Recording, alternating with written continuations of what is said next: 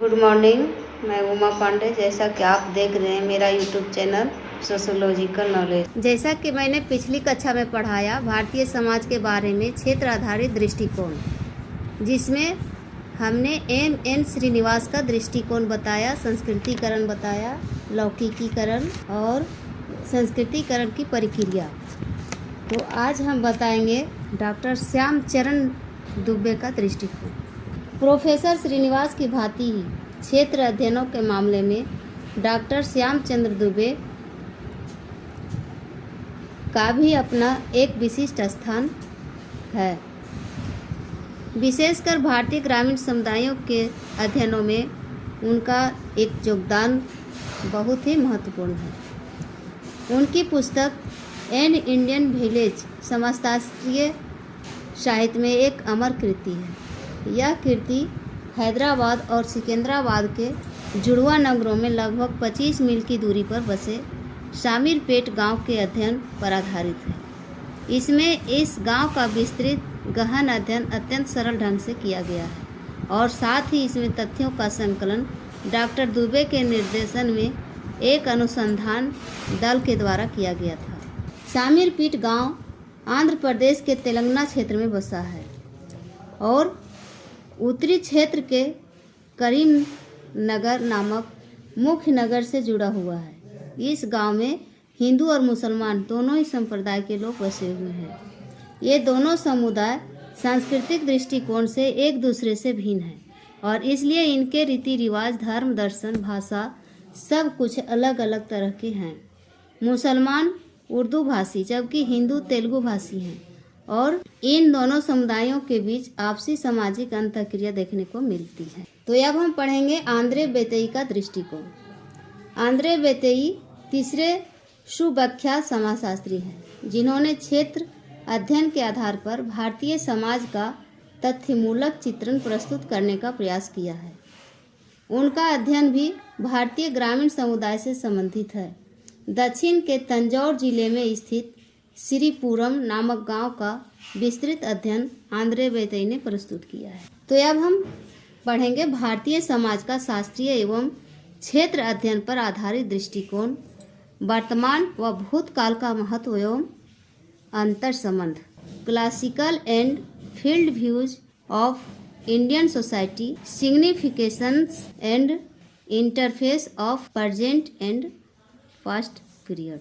शास्त्रीय दृष्टिकोण और क्षेत्र अध्ययन पर आधारित दृष्टिकोण अपने अपने महत्व के लिए जाने जाते हैं। स्पष्ट है कि शास्त्रीय दृष्टिकोण एक परंपरागत दृष्टिकोण है और प्राचीन भारतीय समाज की संरचना को और उसके आधारों को रेखांकित करता है, अर्थात भारतीय समाज कैसा था और उसके कौन कौन से आधार थे। अगर हमें इस बात की जानकारी प्राप्त करनी है तो हमें निश्चित रूप में अपने परंपरागत स्रोतों पर निर्भर रहना पड़ेगा, अर्थात उन्हें समझने के लिए हमें अपने वेदों, उपनिषदों, पुराणों, गीता, स्मृतियों और अन्य धर्म ग्रंथों की सहायता से लेनी पड़ेगी। शास्त्रीय दृष्टिकोण से यदि देखा जाए तो परंपरागत भारतीय समाज के 3 प्रमुख आधार स्तंभ किए जा सकते हैं: वर्ण व्यवस्था, संयुक्त परिवार और पंचायत। हम जानते हैं कि वर्ण व्यवस्था के अंतर्गत समाज को परंपरागत 4 वर्णों ब्राह्मण, क्षत्रिय, वैश्य व शूद्र में विभाजित किया गया है। समाज को 4 भागों में ही विभाजित करने का एक वैज्ञानिक उद्देश्य भी ढूंढा जा सकता है: ज्ञान, रक्षा, जीविका तथा सेवा। मनुष्य की ये 4 स्वाभाविक इच्छाएं हैं।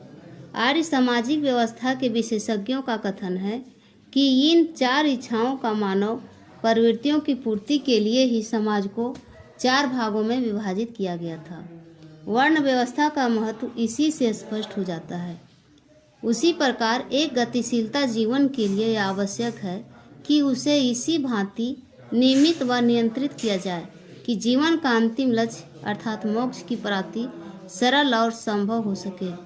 इसके लिए एक क्रमबद्ध व व्यवस्थित जीवन का व्यवस्था की आवश्यकता है।